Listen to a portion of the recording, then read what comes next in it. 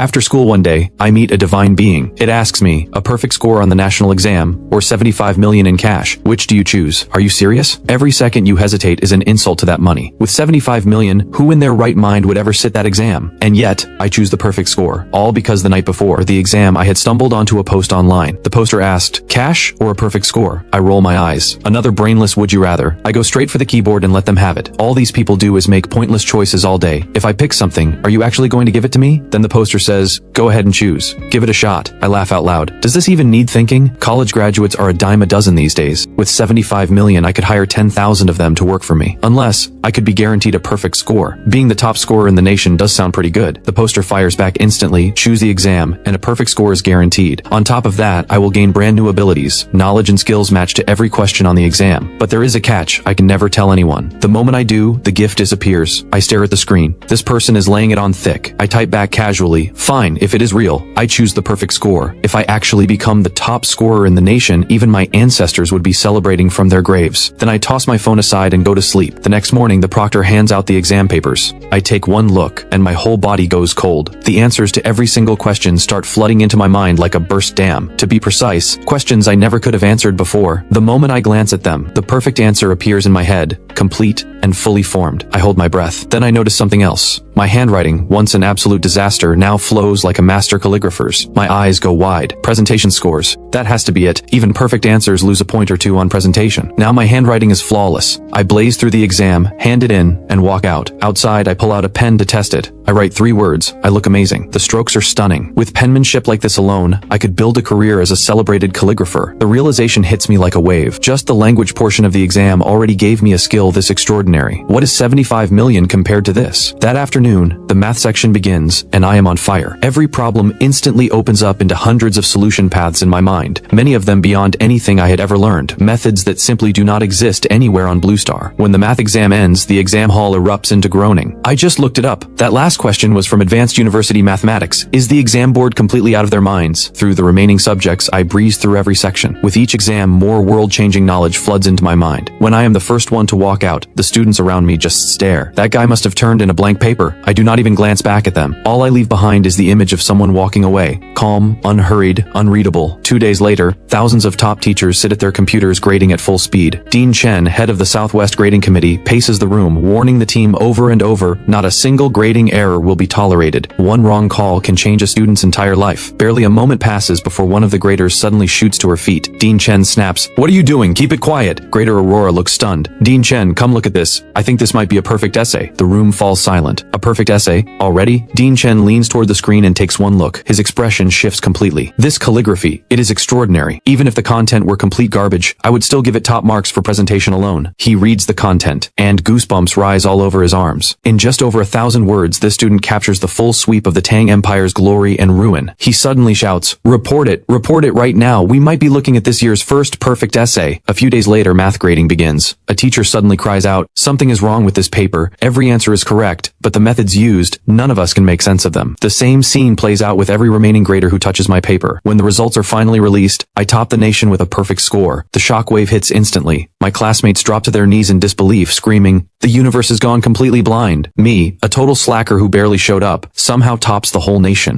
But the ones who are even more shaken are the professors on the review board. They cannot figure out how I solved those math problems. No one on Bluestar has ever used methods like these before. Within hours, top universities are scrambling for their phones, each trying to send me an acceptance offer before the others. Back home, my parents are losing their minds. "Honey, have you seen the news? A student named Kai just scored a perfect score on the national exam. Same name as our son." I shuffle out of my bedroom, barely awake. "Is there any chance that Kai is me?" I pull out my phone and check the scores. 750 points. The number nearly blinds them. My dad stares in silence for a long moment, then suddenly bolts out the door. "I need to go check if our ancestors' graves have exploded." I grab both my parents and calm them down. Then I tell them, I am not going to college. My plan is to push the limits, to provoke the exam board into raising the difficulty, and publicly announce I will sit the exam again next year. For everyone else, the national exam is a ticket to university, but for me it is a tool for self-upgrade. Every time I sit that exam, I absorb the knowledge behind every question, enough to become a world-class mathematician or physicist. I think back to all the shameless countries that have thrown up every barrier they can to hold the Tang Empire back. What if the blocked technologies appeared as exam questions? Every lock would break open. Of course, I can never breathe a word of this to anyone. After I promise my parents I will enroll in university after next year's exam, they reluctantly agree. The next morning, a swarm of reporters curse descends on us. Everyone wants a piece of the story. Close behind them are representatives from the country's top universities, already snapping at each other before they even reach our door. When the three of us step outside, we are completely blindsided by the crowd packed outside. University reps surge forward, surrounding my parents with offers that sound almost unbelievable. Full tuition, guaranteed residency, monthly stipends of $30,000. Aurora steps up and refuses to be outdone. She offers a private research lab and $300,000 a year in funding, and states clearly whether I attend Southwest Academy or not, the funding stands. That lands like a bomb. The reps from Gaewoo University and Shengtang University immediately lose their composure. Playing dirty, are we? Our offer only kicks in if he actually enrolls, and you just walk in here saying the money is his no matter what. Before anyone can recover, I speak, and every single person in that crowd goes completely still. Everyone, I have made my decision. I am repeating the exam next year. Dead silence. What is happening right now? The reporters smell blood. They rush forward. Kai, why does the nation's top scorer refuse to go to college? My eyes light up. That is exactly the question I have been waiting for. Because this year's exam board set the bar embarrassingly low. I hit a perfect score without even reaching half my stride. The interview airs, and the country explodes. Students preparing for next year's exam send me straight to the top of the trending charts. Has this guy lost his mind? Can he act like a normal human being? The exam board's experts are furious. Who does he think he is? Does he seriously believe that is all we are capable of? After the interview wraps up, I count up the prize money from various institutions, 1.5 million total. Once the coverage hits, public opinion explodes again. Netizens say they get it now. With scores like mine, sitting the exam one more time next year is just another easy million. But I could not care less about the keyboard warriors. I have a date with the most beautiful girl on campus, Vivian. We had feelings for each other long before graduation, but she had held back for the sake of the exam. Now that I am the nation's top scorer, we make it official. Just like that, a year flies by. The day of the second national exam arrives. The moment I step near the exam hall, reporters swarm. Kai, what score are you expecting this time? I smile and shake my head. Oh, I will scrape by with a perfect score, I suppose. The reporters are thrilled. One of them already has the headline written in his head. Perfect score genius returns. Vows to top the nation again. A second reporter jumps in. Last year you called out the exam board. The experts were furious. This year's paper is reportedly much harder, leaving many students feeling overwhelmed. Is there anything you want to say about that? There is no misunderstanding. I was not targeting the exam board specifically. I just think everyone here is trash. The reporters go completely blank. This guy's arrogance has absolutely no ceiling. Then a reporter spots the beautiful girl standing beside me. The words are out of his mouth before he can stop them. Kai, who is the beautiful girl next to you? I do not even try to hide it. I take Vivian's hand and tell them plainly, she is my girlfriend. Sure enough, gossip is news too. Cameras click rapid fire. A photo like this alone is worth tens of millions of clicks. The exam begins on schedule. Everything I suspected is confirmed. The moment I read each question, the answer appears automatically, error-free. This time, I even switch to a completely different writing style. Still mastery-level calligraphy, enough to found its own school. The two proctors keep stealing glances at me, watching me write at full speed without a single pause. Curiosity gets the better of one of them. He stands up and begins walking the room. When he reaches my desk and sees my paper, he freezes. A 19-year-old with penmanship like this. Is this what a true genius looks like? Then he sees the essay prompt. He finally understands the exam board's masterstroke. This year, students must write a continuation of Dream of the Red Chamber, at least 600 words. The proctor is a devoted fan of the novel himself. He knows exactly how impossible this is. Countless scholars have tried and failed to capture the original spirit. The gap is always enormous. But he watches me pick up my pen and start writing without a moment's hesitation, and his expression keeps shifting, again and again. By the time I fill every last line, his heart is pounding with something he cannot name. When the other students see me turn in my paper early again, they roll their eyes in unison. This attention-seeking show-off again. Does he ever stop flexing? A few days later, the exam ends and the grading committee gets to work. Every single grader agrees. None of them feel qualified to score my essay. With no other option, they escalate it to the expert review panel. Literary heavyweight Lydia examines my paper, and her eyes go wide with fury. Where's the rest? This clearly was not finished. How does it just stop here? She looks ready to bite someone. As a lifelong devotee of Dream of the Red Chamber, the possibility of a true completion has always felt like an impossible dream, and the exam only gave the student so little paper to work with. Dean Chen rushes over to calm her down. This is a grading session, not a literature seminar. Then very carefully, he asks Lydia, what score does it deserve? Lydia collapses onto the sofa, completely drained. Full marks, she says quietly. Days later, grading finishes and the results drop. I top the nation again. What a surprise. The haters flood the internet, demanding a full investigation into what they call a rigged result. A continuation of Dream of the Red Chamber. There is no way anyone gets a perfect score on that. They demand my essay be made public. Facing the pressure, the Ministry of Education releases it. The moment it goes live, it spreads across every platform within minutes. People read it, and go completely silent. A 19-year-old wrote this? Fans of the novel pour out from everywhere, begging for the full continuation. They have waited their whole lives for this moment. Online opinion swings hard. Fans of the novel charge straight at the haters, until the calligraphy community jumps in and declares that the penmanship alone has already founded a new school of calligraphy, and that in ancient times this would have produced another sage of calligraphy. Then the moment that pushes everything to its peak, the dream of the Red Chamber Society, with Lydia leading the charge and cameras in tow, arrives at my door hoping I will agree to continue the novel as a series. Name my price, they say, because right now, no one else on Blue Star is capable of completing Dream of the Red Chamber the way it deserves. I watch these elders tie themselves in knots over this, and I give in. Right there, in front of everyone, I pick up a pen and write, starting from chapter 81, all the way to the end. When I finish, Lydia holds the manuscript like it is the rarest treasure in existence. Publish it, please. Whatever you need, the society will make it happen. I shake my head calmly. I wrote it to be read. Just go through the standard publishing process. Then I add, but I do need a small favor. Lydia is in the best mood she has been in for years. Name it. If it is within my power, I will not say no. What she does not expect is that my request is for her to go lobby the exam board and push for harder questions in next year's national exam. Lydia stares at me, words stuck in her throat. Just how hard do you want these questions to be? Why are you so obsessed with fighting the exam? She is furious on the inside, but does not dare say it out loud. She forces a smile and says she will try. Shortly after, both sides agree the full continuation is sold outright for $50 million. At the same time, the clip of me demanding harder exams goes viral, and the internet turns on me. Official bodies respond immediately, calling me reckless and arrogant, with no respect for the vastness of learning. Then, 3 days later, the continuation of Dream of the Red Chamber hits shelves, and sells out instantly. It is a massive slap in the face that sends every hater crawling into silence. Meanwhile, Victor, one of the Tang Empire's most powerful financial titans, sits alone, holding the book, quietly moved to tears. This kid Kai is something else, so young, and he writes like this. He tells his secretary to look into Kai immediately. Minutes later, the secretary sends back an interview clip. When Victor sees his daughter Vivian appear on screen, his eyelid starts twitching violently. His jaw drops. The secretary braces for an outburst, and takes a quiet step back. But Victor just says, this kid has already come this far, and he still has not come to pay his respects to his future father-in-law? He tells the secretary to clear his schedule and arrange a meeting with his daughter. Shortly after, Vivian and Victor sit down for dinner at a luxury hotel. Victor's expression darkens. Kai, is he your boyfriend? Vivian senses danger and rushes to explain how impressive Kai is, how hard he works. Victor raises a hand to cut her off. Hard-working. Good. He should be. Otherwise, how would he ever be worthy of being my son-in-law? You better start calling him your husband. Vivian short-circuits completely. Victor pours her a cup of hot water, rolls his eyes, and says calmly, do not overthink it. I approve of this young man, but there is one condition. What condition? Vivian narrows her eyes, instantly suspicious. Victor lets out a long sigh. Daughters always end up on their husband's side. He pauses. I said I approve of the boy, but he has already won over my daughter. Shouldn't he at least bring a gift for his future father-in-law? What kind of gift? Nothing much, Victor says, clearing his throat. He wrote that continuation of Dream of the Red Chamber, didn't he? Could I have the copy he wrote by hand? Vivian's first instinct is that something is off. She knows her father's angles all too well. I obviously want it for a good reason. Just tell me yes or no.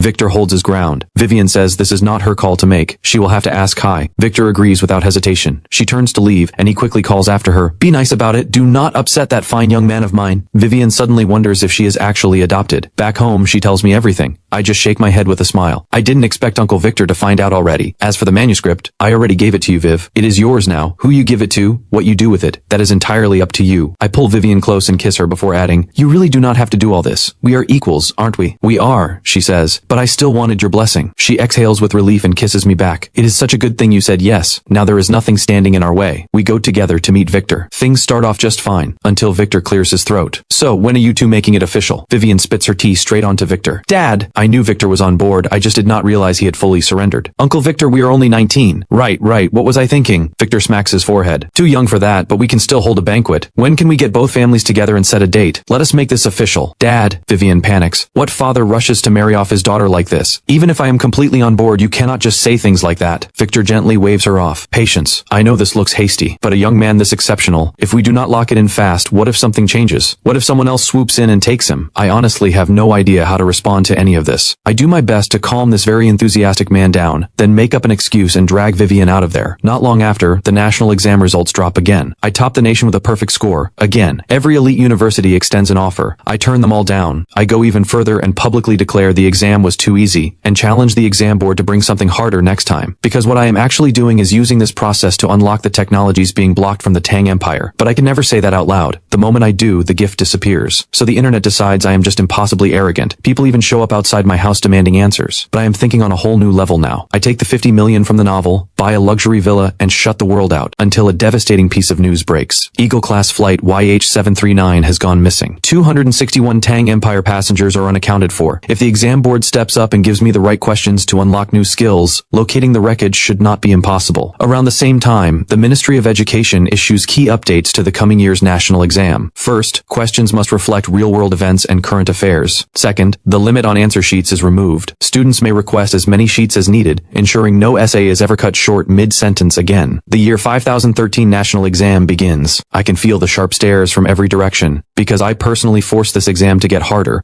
the more they resent me, the better I feel. A few decades from now, some of these very students might actually end up sitting on the exam board themselves, while I am still here, showing up year after year. As students file into the hall, the proctors take their positions. The papers are handed out. Both students and proctors look at me with something close to reverence. I ignore every single one of them and get to work. The language section flows easily until I read the essay prompt and feel a wave of disappointment. Optimizing postpartum care for sows. Not exactly inspiring, but the challenge is middling at best. I pick up the math paper with high hopes and feel the same deflation, only slightly harder than last year, but the next day brings something different. Buried in the physics paper is one question that makes me sit up. Assuming flight YH739 has crashed, use your knowledge of physics to analyze the most probable crash site. This is a bonus question, worth 1 point. Every other student goes pale reading this. I am the only one smiling. The moment to give back to this nation has finally arrived. I feel it. A massive wave of new knowledge flooding into my mind, the sheer volume staggering. It includes designs for a submersible capable of reaching 20,000 meters depth, a vessel that does not yet exist anywhere on Blue Star. My whole body trembles with excitement. From a single question, I receive enough technology to change everything.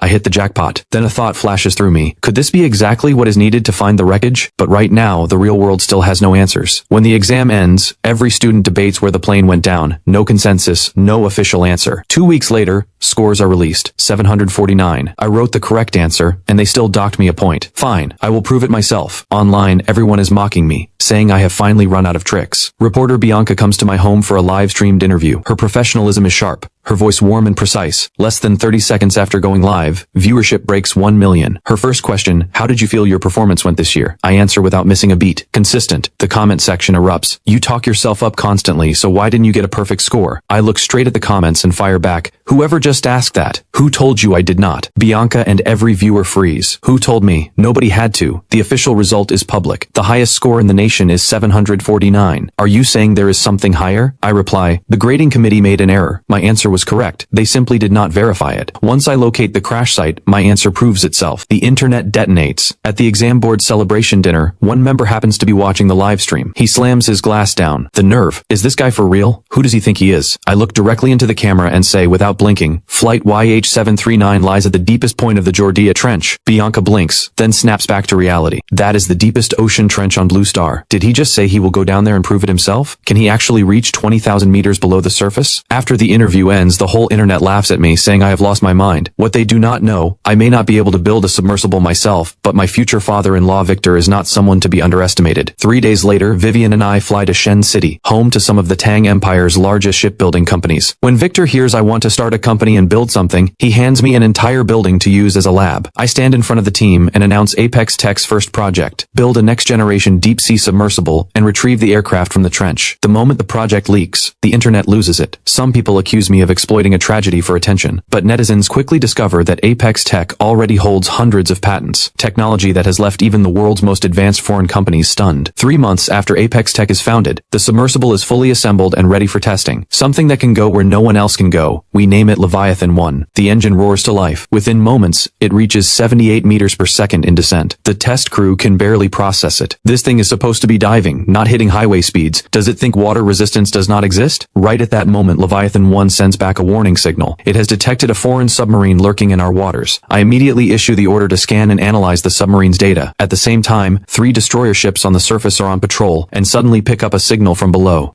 Who is scanning us? We have been locked on. Where is it coming from? Find it immediately. Immediately, their sonar and radar sweep the ocean. Nothing. Then the communications officer reports, "Admiral, we have received a contact request from the signal source." Admiral Shu exhales slowly. If this were a hostile submarine, it would not reach out to us. We report back to Admiral Shu, explaining that during our test dive we had stumbled onto something unexpected. A foreign submarine had been lurking in Tang Empire waters. Once the destroyers receive the precise coordinates, Admiral Shu gives the order to move in. Inside the foreign submarine, Commander Ace smiles confidently. The Tang Empire's radar is decades behind. We can move around freely, and they will never detect us. Then 3 red blips appear on his radar. Ace's smile disappears instantly. We are surrounded. How did their equipment find us? But before they can move, they are already locked inside an anti-submarine net. The rest is no longer my concern. The full test runs for 3 days. Leviathan 1 performs flawlessly. Apex Tech announces a live-streamed dive to the bottom of the Jordea Trench to search for the wreckage of Flight YH739. The internet erupts. The moment the livestream goes live, viewers flood in. In under 10 minutes, viewership breaks 5 million. The hatch seals. Leviathan 1 sinks into the ocean and descends at incredible speed. Once it passes 8,000 meters, life around it becomes almost non-existent. Back on the surface, major players keep showing up. Even the Tang Empire's National Space Group announces it wants to partner with Apex Tech. Then the livestream jolts. Something massive is trailing Leviathan 1 at a steady pace. When the submersible turns to face it, viewers finally get a clear look. A shark close to 20 meters long, rows of jagged teeth, an ancient terror of the deep. The comment section panics. I ignore all of it. With a calm smile, I press a red button. A beam of violet light fires from the underside of Leviathan 1. The massive shark dissolves instantly into a cloud of red mist. Watching the livestream, senior foreign Navy officers go pale. That electromagnetic cannon, the power is unreal. Deploy 3 carrier groups immediately and seize that submersible. And it is not just the foreign Navy. Admiral Shu receives orders from command. Mobilize the full Tang Empire naval force at maximum speed. Leviathan 1 cannot fall into foreign hands. But deep beneath the ocean, I know none of this. I keep heading for the deepest point of the trench. Then the camera picks up something on the seafloor. Viewers gasp. The wreckage of Flight YH739 is right there. As the entire livestream erupts, an urgent internal message appears on my screen. The Tang Empire Navy reports that a large number of foreign warships and submarines have gathered above the trench, with hostile intentions toward Leviathan 1. The Tang Empire Navy is holding them off,